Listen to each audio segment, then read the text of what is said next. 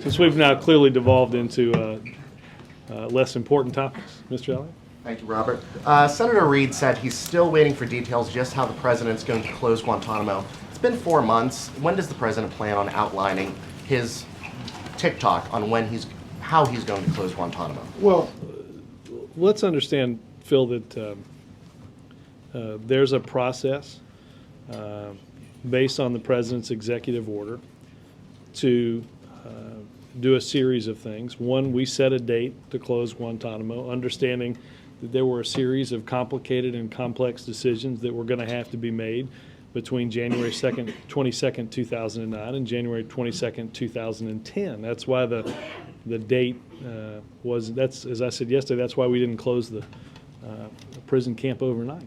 One of the things that this administration is in the midst of doing is something that hadn't previously been done before, which is a case-by-case review. Prosecutors going through each and every individual with a fine-tooth comb to see what case is there, what body of evidence is available. And you know that the president has taken steps recently to reform military commissions as a way of prosecuting some. Obviously, the announcement by the Department of Justice this morning that a detainee that had been indicted, I believe in 2001, will be transferred to the Southern District of New York and tried for the U.S. Embassy bombings in Kenya and Tanzania.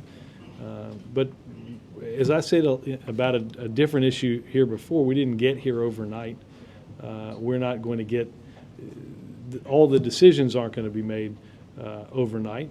There's a series of complex decisions that have to be made and are being reviewed. But we want to work with Congress to ensure that review happens. Obviously, we've got a timeline for making it happen. And I think that's, you'll see that continue. Well, what is the timeline? Well, the president's executive order is to close Guantanamo Bay no later than January 22nd, 2010. Yes, sir. Hi, President Obama talked today about, he mentioned the toughest category being the detainees that can't be prosecuted but pose a threat to the United States. I just wondered, of the 240 detainees, approximately how many are in that toughest category? And are those the ones that would potentially be moved to the Supermax prisons? Well, I think I don't have individual breakdowns of each one. As I just said a minute ago, some of this is being determined on a case-by-case basis. And decisions about where, how, and when to transfer detainees will be made after we have a chance to have gone through each and every one of those cases. I mentioned this yesterday. Some of these cases come to us not based on any decision that was made through an executive order, but are based on the decisions that are made in the courts of the United States of America. So there's a series of things, as the President explained today, several baskets by which we have to make decisions. But, there seems to be a lot of resistance in Congress to the idea of any of these prisoners coming to the United States, and President Obama seems to suggest pretty strongly that some of them could. Well, how are you going to persuade Congress to go along with that idea? Let me take a crack at it this way. Last night, 4 individuals were picked up in New York City. They either have been or will be charged with plot to blow up synagogues, place bombs in cars. They tried to buy surface-to-air missiles. They're likely to be held pre-trial in facilities in the Southern District of New York. Those are the same facilities that Mr. Galani, who was charged in 2001 with blowing up the United States embassies in Kenya and Tanzania, it's likely where he will spend his time pre-trial. I don't think anybody would, at least I haven't heard anybody suggest, that the people that the FBI arrested last night are less dangerous, right? I also haven't heard anybody suggest that the people that were picked up last night should be transferred to Guantanamo. And as I would quote, as the president did today, Lindsey Graham, a senator who knows a little bit about this issue, saying the notion that we can't, if it's needed, build a facility to safely house former Guantanamo Bay detainees in the United States is just not a rational argument. Again, Zachariah Moussaoui, Sheikh Abdel Rahman. There are many people that have been tried and convicted of terror plots are in our prisons right now. Jake? Just to follow up on this, is it legal to put people who the president might put in indefinite detention in any facility in the United States? Well, I think obviously some of these issues are going to have to be worked out. Well, two things. Obviously, decisions will have to be worked out with Congress about how, where, in what manner people might be detained in that way. And I think you heard the president secondly say today that certainly as it relates to a preventive or administrative detention, you would want to, he would certainly want to do that through a legal mechanism, again, in working with, in conjunction with both Congress and the court system to ensure that there's a standard by which we're doing that. Okay. The Pentagon has an internal document indicating that of the 540 or so detainees released by the previous administration, 14% are jihadists. What lessons is the Obama administration learning from those apparent mistakes in release? Well, I think first and foremost that we have to go through each and every case, that we have to seek that swift and certain justice that the president has talked about, figure out if they're, make a determination about who these people are, the evidence that we have against them. Can we try them using the Reform Military Commission? Can we try them, as the president said, in a federal court of law, as Mr. Galani will be tried, and make some of those individual determinations. But I think in many ways, Jake, the report in many ways proves the argument that we've tried to make over the past 4 months. And that is that Guantanamo Bay is an ad hoc patchwork of legal theories that isn't working legally or organizationally. Because let's for a minute, let's play this out for a second. Dick Cheney said today that Guantanamo Bay has made us safer, right? So let's set aside then the argument that the Bush administration, based on that argument, assuming the Bush administration is arguing they didn't knowingly release people that they thought would go back into and join the battle in a different place. That leaves you roughly with 2 different scenarios. Either in reviewing who was there, you had, again, an ad hoc patchwork that organizationally and legally didn't work. You determined that people weren't a danger and they were. Or they weren't a danger, you released them, but because they had been mistakenly picked up, they became terrorists. That's our second point. I think the report very clearly demonstrates the argument that we've made that legally and organizationally, the prison camp doesn't work, and that it's become a powerful argument, not for our strength in the world, but a rallying cry for those who've joined the battle. Just to follow up on this one thing, how do you respond to those who say the argument is actually the opposite? What this shows is you can't release these individuals. Well, but then I guess... Especially these last 240 that have been the most difficult to deal with. Well, I guess my question, it's a better question for the vice president. He's not standing in front of me. No, he's not, but I understand he's got some free time and doing some speaking.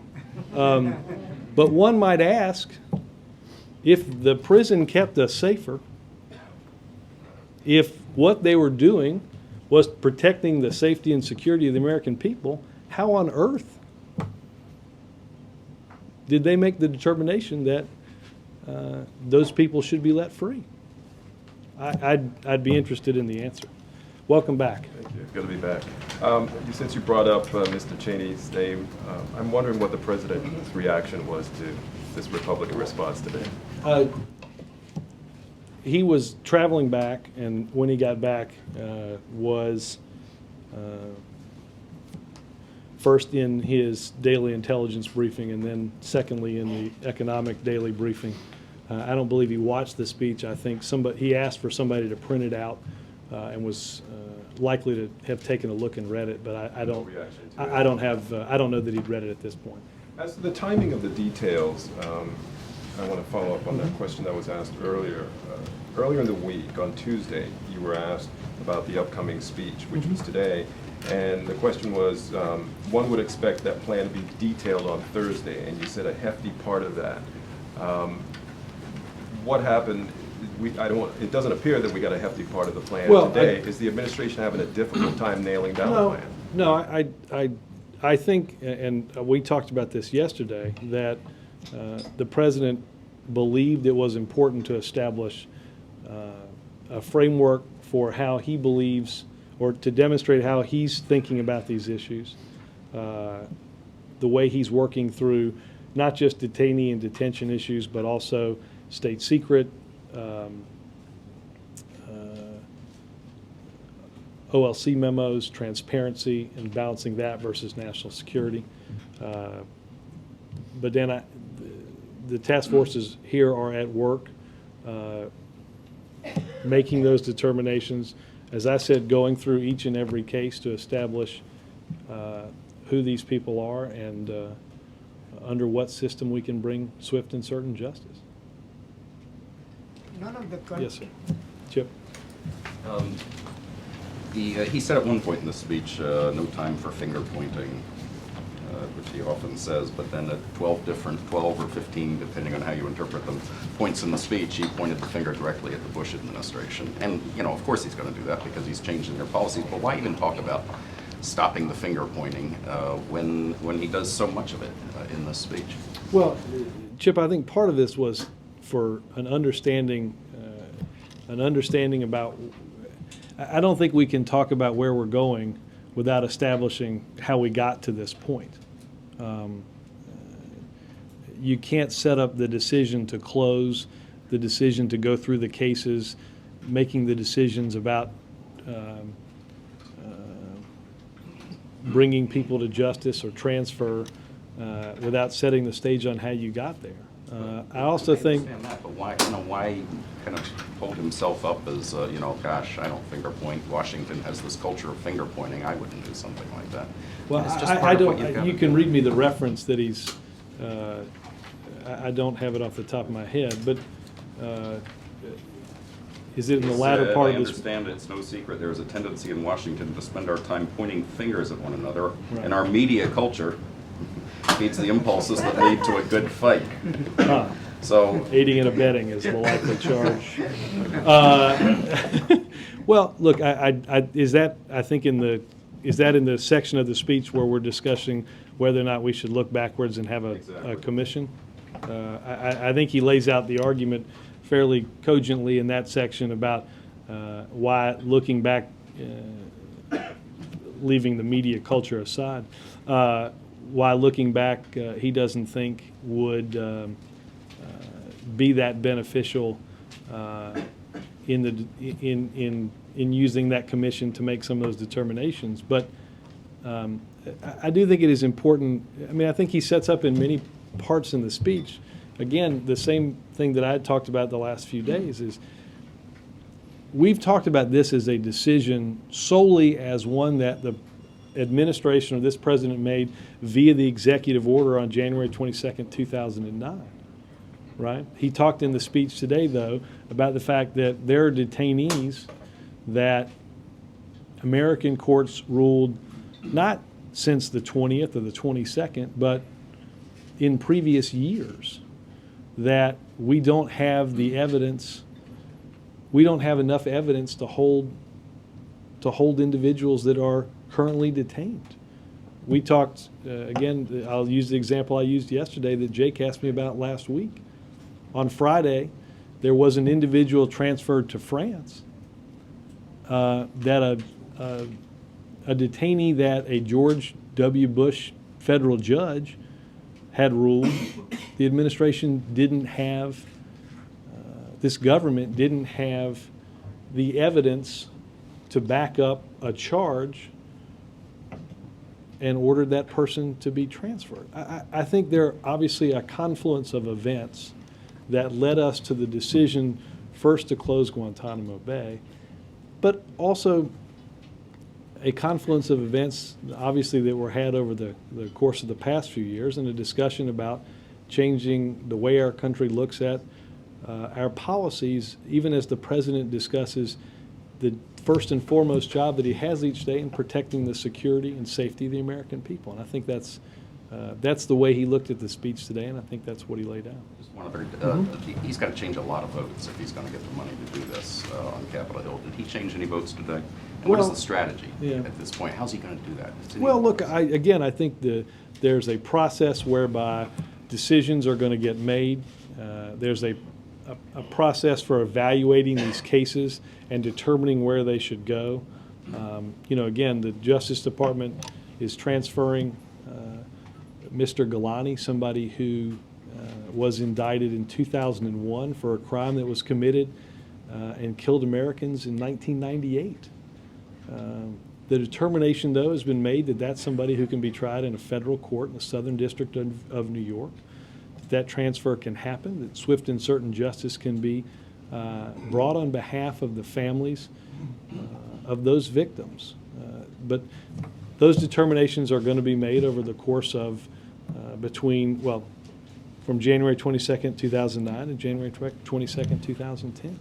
Chuck? Robert, earlier in one of your responses to a question about today, you indicated that if we build a new facility, so that is one of the options on the table, building a new facility to house some of these prisoners of war, obviously or whatever we're there are a classifying number them. of options. I assume that building a facility, upgrading one that isn't being used, there could be many different options that are being used. Again, I also use the example of, obviously there are existing facilities, the existing facilities that house what we had always considered to be extremely dangerous people. Following up on the timeline question that Phil asked, will you present a plan to Congress on what you want to do, whether it's a new facility, where to move, what to do with these detainees, after you've done all of the reviews of everybody that's there, or will it be, you say the task force is still going through each of these cases. Is it going to be when they're all done, then you can go forward, so that because you need to know how many prisoners of war detainees? Well, I think obviously to make some of those decisions, you're going to have to go through all You of need to them. be done with all of that first. Some of that. I mean, again, some of this depends on which basket of which the president discussed today that each of these cases falls into. Obviously, some decisions likely can be made before that entire review. In fact, as I've said before, courts are making decisions for the federal government each and every day based on their legal reviews about what's going on. So, look, I think this is an ongoing process. Can you give us a sense, how often does this, the members of this task force, when you guys outlined it, it's cabinet secretary, it's very high level people. Obviously, they've deputized people to participate. How often does this task force meet? Well, I think, if I'm not mistaken, there are 3 separate task forces. I can get information on this. I'm trying to think of, today's Thursday. I sat in part of one of these meetings on Monday.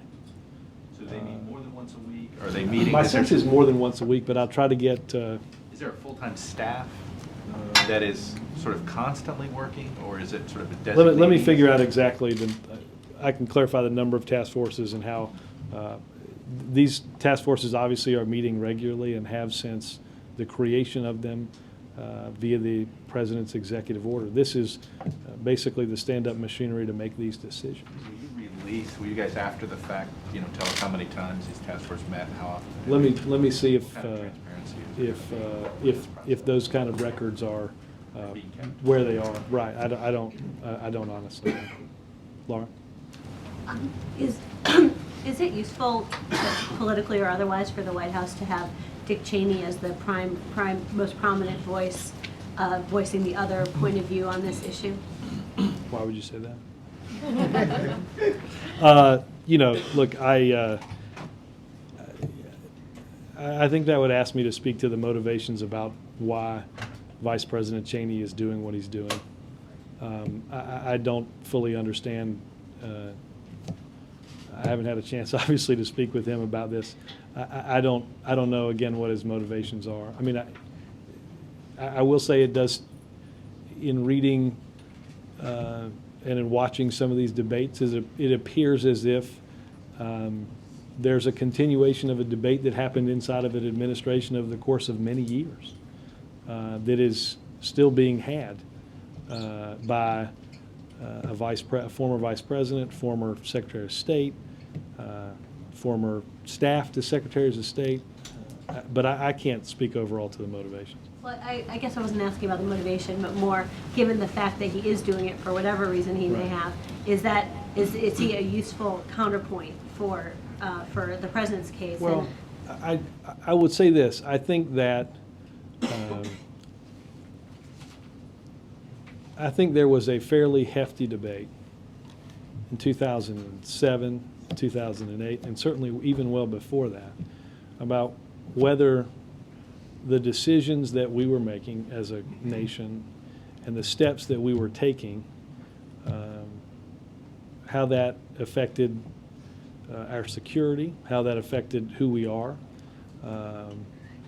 And I think that debate in many ways was solved last year, and a new administration took over with new ideas, and I think you heard the president lay them out today. This is a president that is taking the steps to provide the resources necessary to go directly at the region of the world that planned and executed the very attacks that basically were central to both speeches today. That's through the resourcing in Afghanistan and in Pakistan. Efforts to ensure that the most dangerous people in the world don't get their hands on the most dangerous weapons. The administration's effort to renew the non-proliferation regime in order to ensure that loose nuclear material isn't available on the black market. Steps that are being taken to invest in a 21st century military. I think those are all steps that the president advocated as part of the campaign and is instituting as the commander-in-chief. And to what extent was the timing of this speech set by the fact that you knew that the former vice president was speaking today on the same subject? If my recollection is right, we chose Thursday sometime last week, but it wasn't based on the fact that anybody else was speaking. I mean, You were conscious of the fact that. well, I mean, I think there was an awareness that he was speaking, but the speech wasn't scheduled because he was speaking on a certain day. My sense is that we given a speech on Tuesday, he might have been somebody that had an opinion about what we said that day too. This isn't a debate that the vice president joined over the course of the past few days. I think it's been going on publicly for the last few weeks, and obviously from what you read privately in the administration for many, many years. Mark? Robert, are you saying you object or resent the vice president speaking out on this?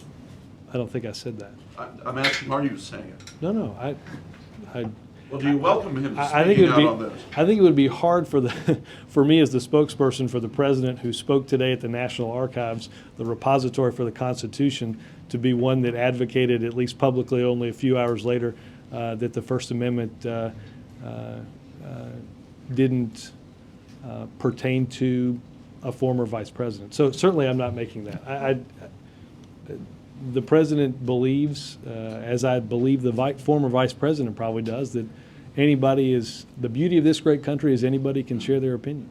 Although you did take a little swipe when you said he's got a lot of free time on his hands. Well, I guess I meant that he was the former vice president. That's all. He- he- Let me tell you,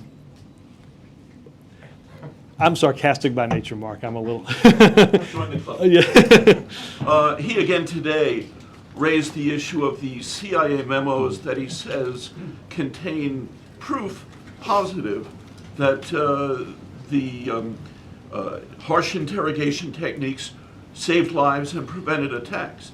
Is there any chance the president, on his own authority, will make those memos public? Well, Mark, as I understand the series of facts, the vice president asked the Central Intelligence Agency, under an order of mandatory declassification, to declassify these memos. The Central Intelligence Agency wrote back to the vice president that the order of classification which he asked for was precluded under an executive order updated in the administration of President George W. Bush, which again precluded that that release if something was involved in, if those documents were involved in FOIA litigation. Then that's what, according to the CIA, that's what they're involved in. Obviously, if I'm certain that the vice president wants to make a formal request to the CIA based on a different manner of declassification, the Constitution affords him that right as well. Do you not want them released? I don't know that, that's a determination that the CIA would make, and he's certainly welcome to submit make a submission for that declassification. Yes, sir. Robert, is there any progress being made in getting other countries to accept some of the detainees, or have you largely dropped that? No, effort? that effort's not been stopped. I think obviously some progress was made as a detainee was transferred to France just last week. I know the Attorney General. There's only been like a handful, or 2 or 3 or 5. Well, there's been, since our administration's come in, there's been 2 transfers, one to Britain and one to France. I know that the Attorney General was in trips overseas, particularly to Europe. This was something that he brought up. I know it's something that others in the administration, including the Secretary of State, talk to their counterparts about. So I think obviously those efforts are ongoing. Well, what's the barrier? What do the other countries say to Mr. Holder? I'd have to get some greater. I guess I'd point you to Matt over at Justice to get a better. I just wasn't in the meetings, obviously, with the Attorney Can I General. ask one other Sure. question on a separate point? Can you give us a bit of a preview tomorrow on Annapolis? Let me do that after this. The draft is in my inbox, and I have to admit I haven't read it yet. So let me read that, and I will. Just mail it around. Yeah, exactly. Just send your comments by 6 so the president can get it in his book not too much later. Hold on, I'll come right there. Yep. Follow up on Mark's question. Does the president agree or disagree with the vice president's contention that he has the authority to declassify Well, the CIA memos? Does he agree with that? I think the government obviously has the ability to, but Cheney said I don't want to be the president, if flip. he wanted to, I want to could be. I don't want to be declassify flip them. on this, but I I just want to make sure that No, right. the president, No, or you the- agree with that or disagree with that? the government has the ability. The president has the sole executive authority, if he chose to declassify those memos and make Well, them I as think the public as original. redacted I think the original policy. executive authority would be at the CIA. That's the determination that was made on his first request. And again, Major, we were, as I understand it, the CIA was very cognizant of the process by which it was asked, and the process by which it went through, that was treated Right. And the Vice just President like. acknowledged that process in his speech. Then he said, the President has the authority to overrule that. I'm asking you if you agree or disagree with that. I would suggest that if there's a formal submission by the Vice President for renewed declassification based on another method, Who are you making to? The President? no, I think he'd send the letter to the same place he sent it in many weeks ago to the CIA. But do you agree with his contention the President, if he so chose, could declassify these memos? I think the President has declassification powers, yes. Okay. But I don't. But at this point, he has no intention of exercising those for these memos? I'd have to ask him. I think that there's, the Vice President's has used the submission process. Again, I'm not trying to be flip here, but I don't want to, I guess the short answer of saying is that I think the CIA would probably want. The Vice President is alleging that the President is intentionally depriving the country of a certain amount of facts it could evaluate on its own. That I would disagree with. That I would disagree with, because again, the process was gone through. The Vice President understands the declassification of very sensitive classified information. That's why he made I assume the reason that he made that request originally was through that process was done so because he understood how that process worked. Right, but we've asked many of us here in the last couple of weeks, does the President have any intention of declassifying these? And I guess we're doing that I will general certainly, yeah, I'll certainly. request, since you've acknowledged he has the power to do so. I will check. Okay. On the supplemental, has the administration given up hopes of getting money for the closure of Guantanamo in the vehicle of the supplemental? Is that something you're just basically inevitably now, because of political resistance, going to take up in the natural appropriation process and leaving out of the supplemental debate? Yes. Okay, so you've waved off for now. All right. Explain to us the Galani case. What does it mean in the larger way the country should interpret the future of Guantanamo detainees, and why did it take so long? It sounded as if Galani, in your interpretation, is one of those cases that he could go to the Southern District, he could be housed there safely, he can be tried by the federal court. Why did it take 5 months to handle this case, and does that speak to the difficulties of some of these other cases? Well, again, I think, as I've said, that each of these cases is being reviewed. I would posit to you that it has been far too long for people that lost loved ones or family members in embassy bombings that happened not in the previous administration, but in the administration before that in 1998. As I've argued many times from this podium, that justice has been delayed for the victims of the bombings of the United States embassies in Tanzania and Kenya, in the bombings that happened in the fall of 2000 for the USS Cole, and other activities with which we have the ability to prosecute people. The process by which, and I would, again, Matt Miller at Justice would have the exact tick-tock, and I know that there's some dates certainly in the press release today, but there's justice delayed, has been delayed far too long for many of these detainees. This process was done to evaluate how best to deal with this case. The task force and the Attorney General determined that Mr. Galani could be tried in a federal court, as you mentioned, in the Southern District of New York. It's a court that's tried and convicted previous individuals who have been charged with acts of terrorism. As I mentioned, Sheikh Rahman, I don't think that Zachariah Moussaoui went through the Southern District of New York, but again, the court system that's set up to deal with these cases is working, as the President said. These decisions will be made, and the President is hopeful that justice will be served. Thanks, Robert. Yes, sir. I'll come to you, Peter. A question to the transfer of detainees to foreign countries. My country, Germany, would be willing to accept certain detainees that met certain criteria, and there's mainly 4 criteria. First of all, they are not dangerous anymore, they can be released. Second, they can't go home to their home countries, for example, the Uyghurs to China. Third, the United States is willing to accept them in the United States, but these individuals don't want to be released to the United States because what they've gone through in Guantanamo. And Right. I'm not quite sure whether the discussion in this country and my country is the same. And this is to this question whether the United States first should offer to those detainees to be released into the United States, and only if they don't want, they would be released to a country which is willing to take them. Yeah, again, I'm not involved in the negotiations nearly at that level, obviously. I don't know whether justice or state is the best place to go to answer that question, except to say, obviously, that officials with this administration continue to speak with countries throughout the world about the transfer of detainees in Guantanamo. Yes, sir. Robert, thank you. Two questions, please. One, India has a now new Second row does that to you. India has a now new prime minister, or the same prime minister under the new government. Yeah.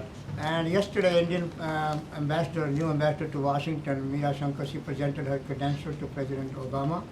And if President is making any phone call to the Prime Minister or visiting India or inviting him to the U.S. And second, as far as crimes of the Tamils outside the White House, every day they are there.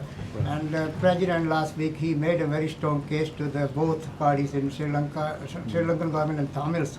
But still what they are saying is, they told me that Sri Lankan government is not hearing yet the cries of the people and the presidential statement or presidential warning. Yeah.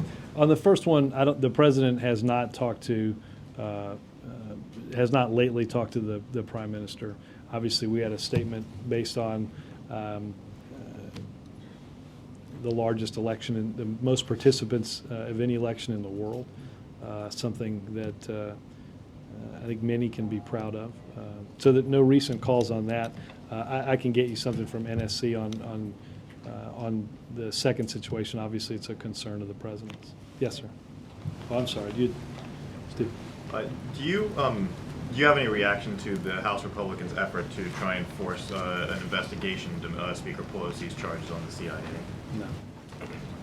Robert, a couple questions about California.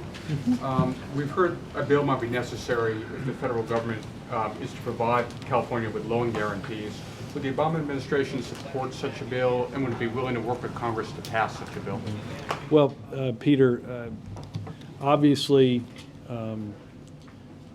let me break this up a couple of different ways. Obviously, the administration at the very beginning was concerned with the fiscal situation facing many states across the country and the impact that it would have in cutting through those fiscal situations, cutting important and vital services that are particularly important in an economic downturn. The administration proposed and Congress passed a recovery plan that provides significant aid to the states, as many of them struggle with budget challenges. Obviously, California is probably first and foremost in a list of those states struggling with those challenges. We're continuing to watch the situation, but I think it would be premature to get into a discussion of what you're asking about. Obviously, again, I think Secretary Geithner addressed in a question about whether California would fall under the TARP plan. In his estimation, it didn't. But obviously, the fiscal situation is something that we're monitoring. And a quick follow-up. Given that voters rejected these ballot measures Tuesday, is the case for federal assistance to California weakened in the sense that voters knowingly opted for this course?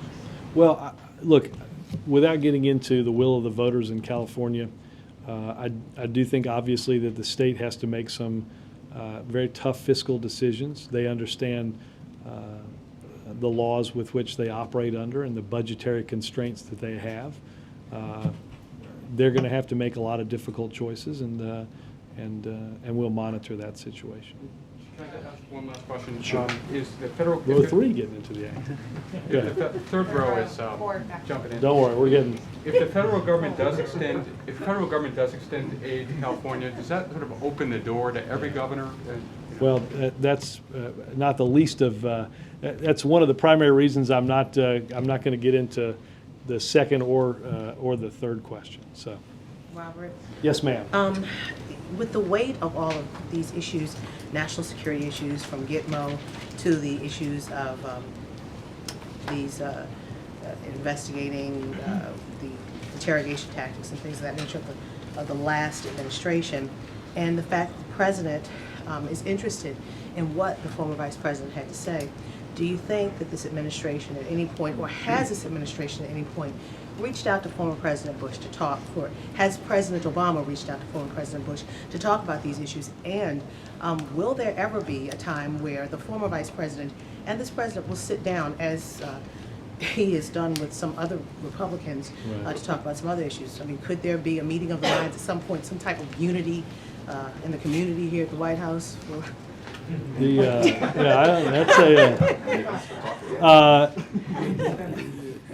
I don't believe that President Obama has spoken with former President George W. Bush since right before the speech on our plan on Iraq, which sometime in it all blurs together. Sometime in February in from North Carolina, and I don't know of. I don't know whether the vice president has called here. I don't believe the president has called the former vice president. I mean, but no, but seriously. But do you seriously? I mean, he does have. Be interesting to know. I share your curiosity. Go ahead. I'm sorry. I'm serious. I'm focused. Thank you. I want to keep the line. Chuck going. is distracting. I know he is, but that's all right. We didn't get our fifth question. Chuck, turn around. Oh, boys, girls, hold on. All right. If you don't get it, that's your problem. Whoa. All right. All right. So. Careful. It's hard to ask a question about unity and civility with that. All right. Let's. Woo, man. All right. Let's take it down here. Relax, release. Yeah, Now, going back to the question. I mean, I'm going to make somebody's cell phone ring just to break the tension. Anyway, go ahead. I'm sorry. Go ahead. Do you think, I mean, as the vice president, I mean, as this president is very concerned about what the vice president had to say, that this administration may reach out to him for those two to have a conversation, to clear the air, and to maybe get some misunderstandings understood together? Well, again, I don't know that they're. I don't know if they have spoken. I don't know when the last time they were spoken. Judging from the speech that was given to that, I don't think this is a series of misunderstandings. I think this is a different philosophy. I think the way that the president and the former vice president view how to conduct activities to keep our nation safe are fundamentally different. I think they were discussed a lot over the course of the past 8 years, and certainly during the election. But I'll check and see when the last time they spoke. So the twain shall not meet. I'm certainly not aware of when that might happen. Savannah. Was the announcement of the Gailani transfer timed to coincide with the president's speech today? No. Just a coincidence? I would point you to the Department of Justice as they announced it. So I don't. White House isn't going to get involved in judicial determinations, justice determinations. Yes, ma'am. Me? Yep. Actually, it's a follow-up from yesterday, since I didn't get a follow-up then. But you said yesterday. Apparently, that's your own fault. I'm joking. I had to get into it. Look what you've done to me. You popped me in this place. Nature versus nurture. And Sorry. Go ahead. So you had said that the president is working with the Pentagon and the Joint Chiefs of Staff, on Don't Ask, Don't Tell. But earlier this week, the Pentagon said that the conversations were, quote, initial, and that there is, quote, no sense of any immediate developments in the offing on efforts to repeal Don't Ask, Don't Tell. So I wanted to give you a chance to correct the Pentagon on that. And I have two other questions. What other policies are there? You're going to ask like that, you're going to get bumped up like the first row. Let me address the first question, because if I'm not mistaken, the Pentagon did correct that statement on efforts regarding the reform on Don't Ask, Don't Tell. So there are active conversations Yes, happening now? yes. Okay. And then I wanted to know if there are any other policies that the president believes to be, as you said yesterday about Don't Ask, Don't Tell, not in our national interest, but is content to let Congress take the lead on. And second, President Truman didn't see it necessary to clear desegregation through Congress, so how is this different? Well, I don't want to put words in your mouth, but maybe I used some poor language, but the president is involved in these discussions. It was the president's commitment to overturn the policy that's not in our national interest that is the reason for these discussions and for the effort to overturn this. So I think the notion somehow, the reason Congress is involved is the only durable and lasting way with which to overturn the policy is to do it by law. So when That's can we expect for a durable policy on racial segregation in the military, since that's never gone through Congress? Well, I'm out of my depth as a lawyer, but and I'm not exactly sure of the timing of when President Truman did that, but my sense is that there were also some legal proceedings around that. You can't, try as one may, a president can't simply whisk away standing law of the United States of America.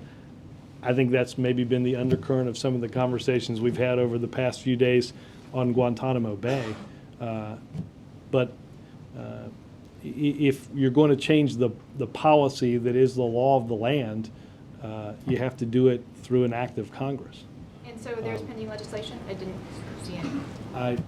I don't know what's been introduced in Congress. Robert, if shouting helps, can I shout? Can I shout too? I mean, it's been 5 weeks. 5 weeks. 5 weeks. Oh. 5 weeks.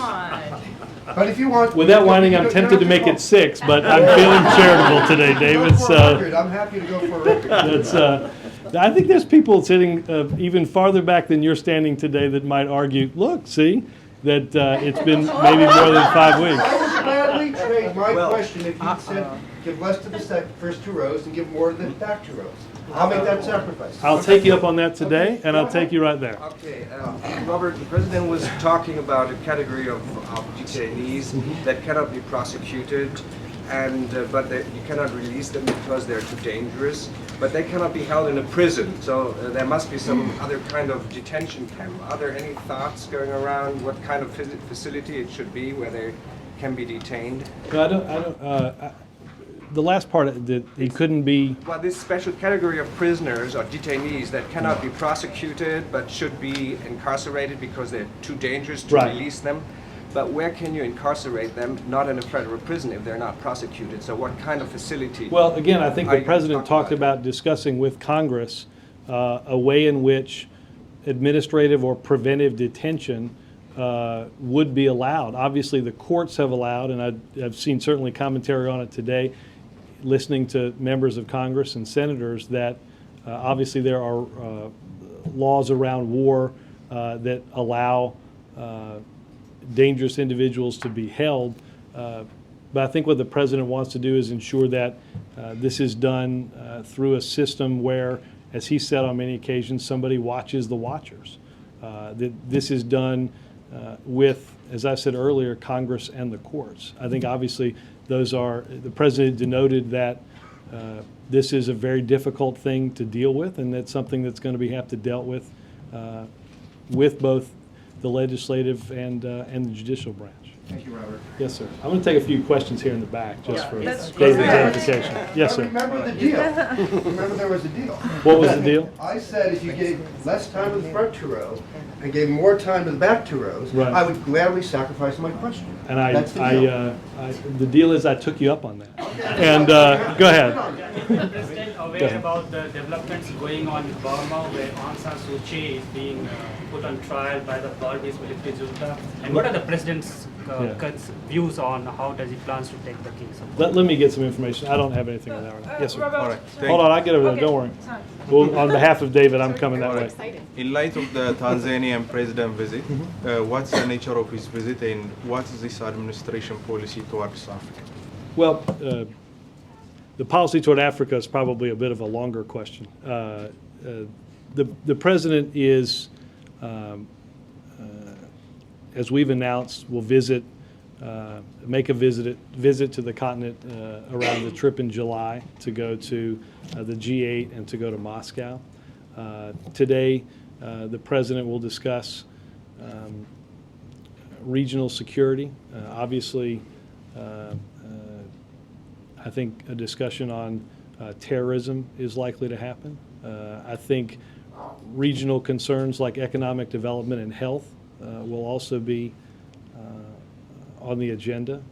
I think the president obviously will continue his outreach in the lead up to his speech in Cairo with continued outreach to elected Muslim leaders like the president. And I think you'll over the course of this, you'll hear us lay out a little bit more on our policy toward Africa. Yep. Is there any specific reason the president chose to visit Ghana?